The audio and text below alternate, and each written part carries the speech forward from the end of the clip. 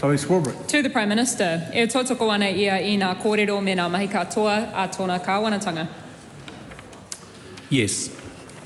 Why is it okay for the Prime Minister to have his pay set by an authority that compares his job to different jobs in different industries with different employers when he's removed that ability under urgency for low-paid women workers?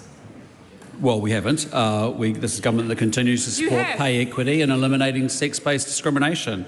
All that we have done is fix the labour law that was unworkable and also unaffordable, and that compared librarians to fisheries officers. Is the Prime Minister saying that he did not remove under urgency the ability for those low-paid women workers to compare their jobs to different jobs in different industries with different employers? Well, what we did was we passed a law to make sure that it was much more workable, robust and sustainable. That's what we did last week. We did it under urgency so that we actually have one system, not two systems, and it gives certainty and fairness to everybody.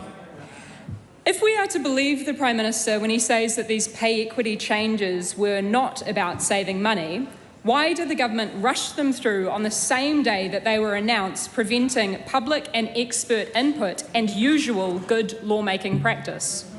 Well, look, I mean, there's a couple of choices there. One is you can do it quickly or you can do it slowly. We felt a lengthy process for people that have had their claims in the system for a long period of time was going to put them into limbo.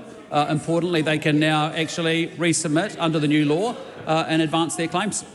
Did the government request any analysis on whether cutting off hundreds of thousands of our lowest paid working women from pay equity claims would contribute to the record number of New Zealanders who are leaving this country under his administration? Well, I wouldn't conflate those two issues, and I reject the characterisation of that question. Would the Prime Minister take up the offer of any of the many hard-working women that he has cut off from pay equity claims to spend a day in their shoes, changing nappies, delivering babies, or educating young children? Or does he plan to ignore them as he's ignored good lawmaking practice? I'll just say to that member, we are not cutting off pay equity claims. We are committed to pay equity. Under the new law, individuals, unions can apply for pay equity claims, but it's wrong to characterise it that way, and I think in many ways it's been very disingenuous from the opposition with a lot of scaremongering about what this is and what this isn't.